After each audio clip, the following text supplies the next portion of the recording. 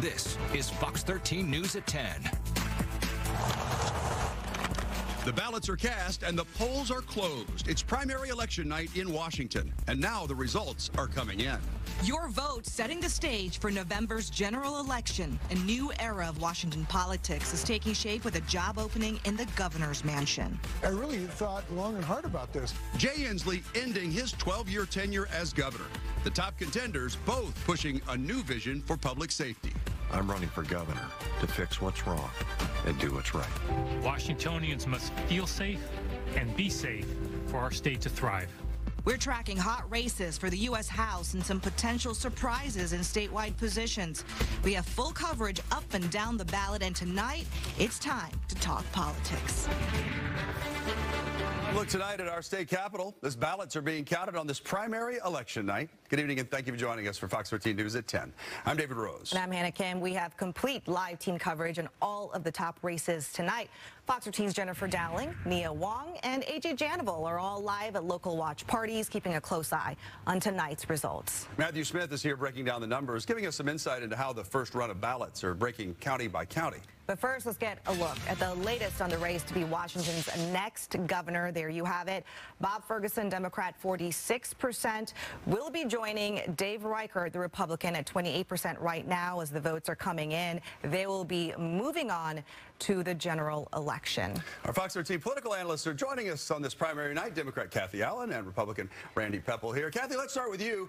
Bob Ferguson not getting 50% of the vote in the primary. Some Republicans like Randy would say, hey, that's a problem. Is it a problem? He always says it's a problem. No matter who it is and no matter how much they get. If it's a D, he's got a problem with it. The important part you got to know is that he's going to have over 50%. This is tonight, as Randy would say, 22 and 23% of the total vote. We're going to get at least 40 to 45% before this is over, or when those other rest of the ballots come in. King County is likely to weigh it so that all of our Democrats, that is actually, in taking a look at the 8 that are now our congressional winners out of 10, taking a look at our United States Senator, and taking a look at all of those statewide candidates, you're going to find the Democrats are going to pull through with 50% of the vote on almost all of them.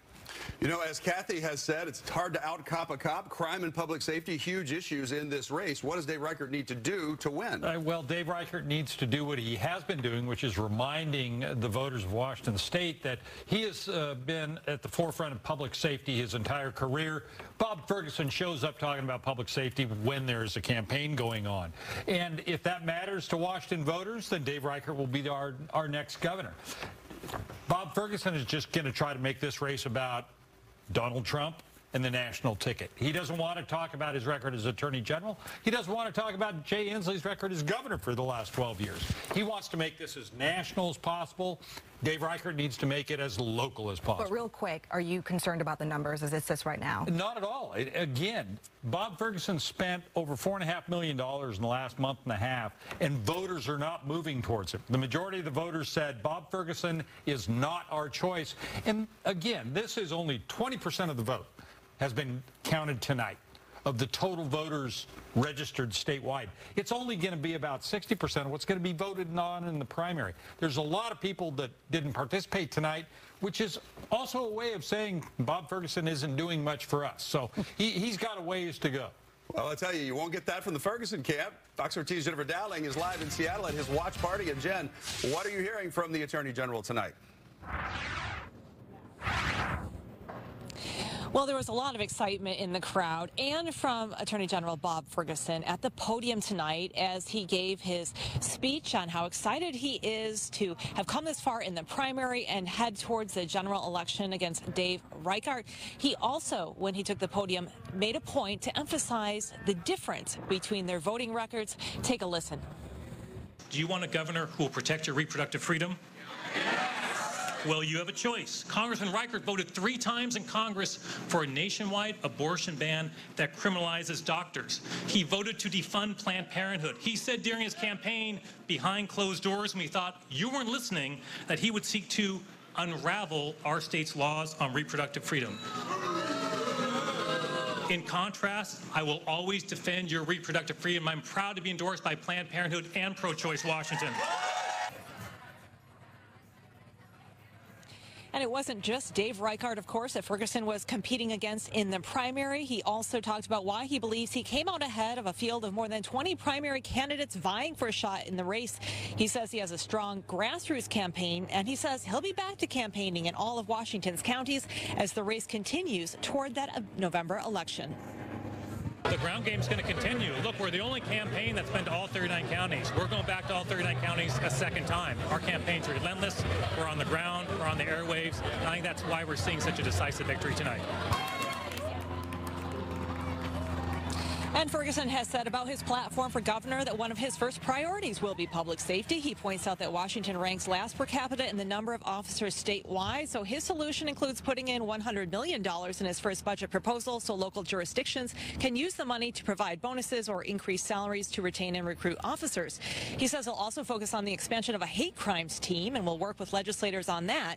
He also touted his history of taking on the Trump administration, which resonated with those supporters at this primary watch party, having filed dozens of lawsuits, he said, during his time as Attorney General against the Trump administration. So for now, head towards the November election. He says full speed ahead, and he said he's going to hit the ground running. Reporting live in Ballard, Jennifer Dowling, Fox 13 News. All right. Well, Ferguson saying decisive victory. I'm sure Reichert's camp, they don't feel that way. Our continuing coverage picks up in Puyallup, where Fox 13's Nia Wong is at the watch party for Reichert. How's he feeling right now? Well, first, tonight's crowd was confident for Reichert, and Reichert was confident himself. And indeed, the former King County Sheriff and former Congressman is a step closer to becoming the next governor of Washington. He made it to the next round, polling in just under 30% of the reporting vote, and he did it without the endorsement of the Washington GOP. Now, Reichert told us he's not even thinking about it. He is beyond that. He is focused on winning this November, telling tonight's crowd that if they want change when it comes to crime, homelessness, and the economy, now is the time to vote for him. Sharing with people how we plan to solve problems, focusing on facts, not ideology. We're going to move forward and look at criminal justice, homelessness, the economy here in Washington State, attracting new businesses, our education system, all of those issues, and looking for facts and applying the facts to solutions to each one of those issues. While Reichert and his camp were confident for tonight, he told us these next months will be a battle leading up to the November election. Oh, no. I mean, it's definitely not going to be an easy fight. I think that my opponent has a tendency to spread fear and tell some lies about me. And I think part of our campaign effort is going to be in correcting his incorrect statements. And we do want to remind you that more than a year ago, Reichert told our anchor Hannah Kim that he would not support Trump. So we did have to ask him about a table filled with MAGA hats, as well as signs and shirts supporting Trump and Vance at tonight's party. More than a year later tonight, he would not give us a solid answer as to whether he would or would not support Trump. Instead, here's what he had to tell us. I am not going to nationalize this campaign at all. I am focused on Washington State and the issues that we're facing. So that's my answer. I'm not going to nationalize this by dividing the state further. If Reichert wins this November, he would be the first Republican governor elected in Washington in 40 years. We're now live in Puyallup. Nia Wong, Fox 13 News. Nia, thank you. The other two candidates in that race, Simi Byrd finished third in the polls, and Mark Mullet finished fourth. The two gubernatorial candidates will not appear on the ballot this November. Fox 13's A.J. Janival is in Enumclaw. So, A.J., you're at Byrd's results watch party. How is his camp still feeling right now? Are they still hopeful? Because that was the theme about 30 minutes ago. That's right, and the party is coming to an end, but they have not given up as people are making their way out. They're still cheering for Byrd. They still believe in his race. When he spoke to the crowd a little while ago, he said he's going to hold out. He believes in the rest of the state, as we have not gotten all the results in yet. But I did get a chance to ask him. I said, if these results, when they all come in, don't show in your favor, what will you do? Well, for me, my voice is going to be out there still, not as a politician. I never sat forth in life to be a politician, never wanted to be. This was a calling for me, a call to serve, and I think I answered that call. And whether the journey goes on in one way or the journey goes on in the other way, the journey has to continue. From Enumclaw all the way up to Issaquah, earlier in the day, we were speaking with the fourth place candidate for this race, Mark Mullet. I asked him a similar question. He has been serving the state for years. One thing that he said to me, though, is the bipartisan nature of these races, the back and forth between two parties, is something that he does not want to continue, as he still looks to be a voice for his community. Yeah, I find my joy in trying to find some of those common areas where we do have agreement and really focusing my energies on those areas. And so we'll see when the numbers come out tonight. I mean, I want voters to have a chance to vote for that. And if, I'll be honest, if they don't vote for that, then I love public service, but I'd probably look for something that's more nonpartisan. Coming up in a little bit, you will hear from Semi Bird himself here in Enumclaw as he spoke to the crowd as those numbers were first coming out. Also have information on what the Washington GOP is saying in regards to this race, as this was the candidate that they had been backing. Guys, back to you.